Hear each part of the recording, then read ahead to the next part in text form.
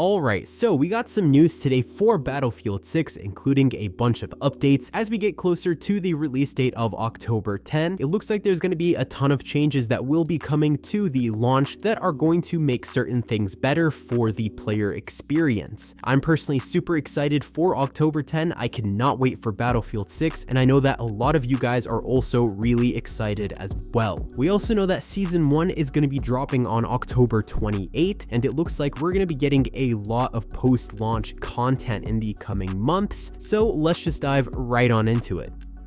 So it seems like Battlefield 6 is actually the most tested Battlefield game ever. There have been over 92 million hours logged in the open beta. Some estimates say that it could have been anywhere from 22 to 25 million people who played the open beta as well. So obviously it's a very tested Battlefield game, and hopefully that bodes well for the launch, for bugs and things like that, because we all know that previously Battlefield 2042 had a lot of issues with the beta. So the beta this time was solid, and it looks like there's been a lot of testing going on with closed sessions as well in Battlefield Labs. Now there's a couple of points that Battlefield's developers highlighted in the recent community update that they posted that I kind of want to talk about here real quick. So let's start with the first one, which is kind of, I would say, the most controversial thing on this whole list, which is the existence of open and closed weapon classes. So as we know, in Battlefield 2042, we had open weapon classes, meaning that even if you played assault, recon, support, whatever it may be, you're going to be able to pick whatever weapon you want. This caused a lot of controversy because for some people, why would certain classes get access to snipers when that's more of a recon class job, things like that. So throughout the testing for Battlefield 6, they included open and closed weapon playlists, and according to their findings and their data, more people prefer to play the open weapon classes even when they had played both. So they looked at the data from people who played both the closed and open playlists, and they found that those players still preferred the open ones. So a lot of people have expressed that they're pretty upset about this because in the menu it was sort of hidden and it was really hard to find unless you looked super closely. The first thing that you were going to see was not going to be those closed weapon playlists. Now they did adjust this and they pushed those closed playlists up at one point, but there were more open weapon playlists than there were closed weapon playlists. So a lot of people felt like it was kind of shady of Battlefield to hide those closed weapon playlists. Now what Battlefield said is that they want to appease both groups of players. So at launch, they're going to have both open and closed weapon playlists for you to be able to choose from. Some people are upset about this. They think that it should just be closed. Others think it should just be open. Some people are fine. They don't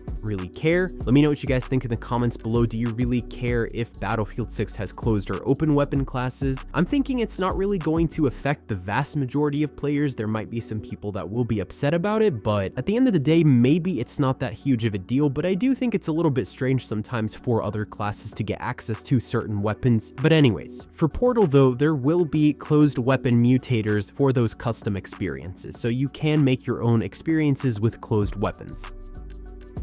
Beyond the weapon type playlists, all launch maps are going to be available across the playlist from day one, so you can pick whatever maps you want at any time. They found that players preferred playlists with combined modes, but there will be single mode and mixed mode playlists, so you don't have just certain amounts of things. Conquest, Breakthrough, and Escalation will each have their own dedicated playlists. There will also be combined playlists with Conquest and Escalation, and then Breakthrough and Rush, so you don't have to stop matchmaking either one to switch. There's going to be a custom search and server browser to let you find modes outside of these playlists. So custom search is going to let you pick what map and or combo you prefer, and you're going to be placed into that if it's available. They do say that you have a higher chance to be match made with a broader search. Portal is going to be available in the menu under the community section from now on, and you're going to be able to find the server browser here as well. So the server browser is going to be prominently featured, they said, because they want to make it easier to find and actually use. In the server browser, there's going to be a couple of verified modes. Those are Breakthrough, Conquest, and Rush. They said that this is going to allow them to do things like add hardcore experiences, and then Portal will be available to use at launch. At the launch date, which is October 10, there's going to be a range of playlists that will rotate. Those are single mode playlists, closed weapon experiences, close quarters battle playlists, and then action-packed all-out warfare playlists. So they're going to adjust these with feedback though.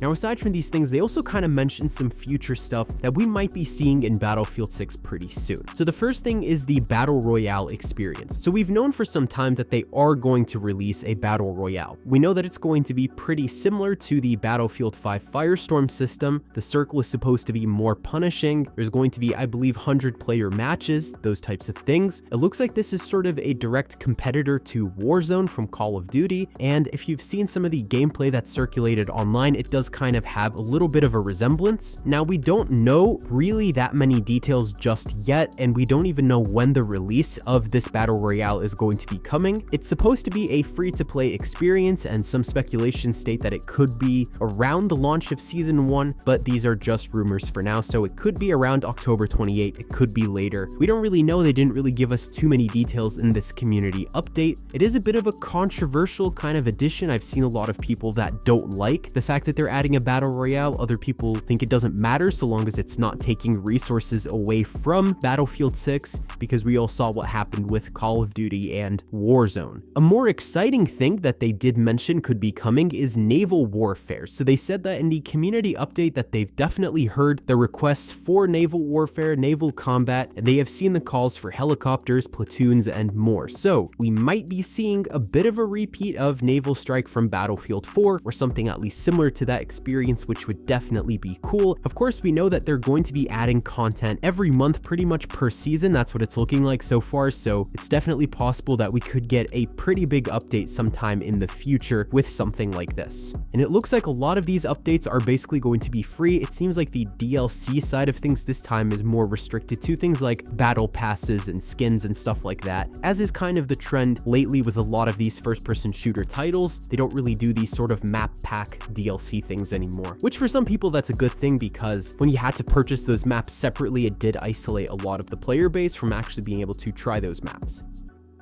Now for launch, there's actually over 200 changes that they've made among bug fixes and things like that. They've also adjusted a lot of stuff that players were kind of giving them feedback on. That includes movement, which they said is going to be more responsive with better pacing. Recoil has been rebalanced on automatic weapons. Long-range gunplay is supposed to reward tap firing and burst control. Weapon attachments have been fixed to display correctly. Rush and breakthrough layouts were revised for a better balance between the attackers and defenders. It said that Operation Firestorm has been updated with improved vaulting, lighting, and performance. The Siege of Cairo spawn killing and out of bounds issues have been addressed. The UI and HUD have been updated with things like animated pings, new minimap options, and smoother loadout and deploy navigation. They also adjusted things like the settings and controls to expand them, and also fixed audio to make things sound better and sharper based on some player feedback. Netcode has also been improved. This is obviously a big deal because netcode affects things like your bullet hit registration and things like that, so they have fixed up the netcode to reduce desync, make time to death feel fair, and address causes of invisible damage. So hopefully by launch the servers will be able to handle all of these things and it won't be just a complete mess, because it can happen sometimes at launch. But I think they are anticipating a lot of players at launch, so hopefully they've adjusted accordingly. It looks like Battlefield 6 is coming in swinging this year. They've got a lot of content planned for post-launch. I actually made a whole other video about Season 1. There's a lot of positive things. Hopefully the launch will be just as amazing as the beta, hopefully even better than the beta, and that things will end up nice and smooth, as this is honestly for me one of the first times I felt hyped for a video game in quite a while. I am excited for Battlefield 6. I definitely think that it's definitely going to be better than Battlefield 2042 based off of what we're seeing, and it looks like Battlefield 6 is kind of throwing Black Ops 7 in for a loop. If you guys have been following my videos about Black Ops 7, there's definitely a lot going on over there as well. Speaking from a personal standpoint, I'm more excited for Battlefield 6, and I honestly cannot wait for October 10th. So let me know what you guys think in the comments below. Are you excited? Do you like these changes? Things like that. Like, share, subscribe, and turn on notifications set to all so you never miss out on another upload. And that's all for today, folks.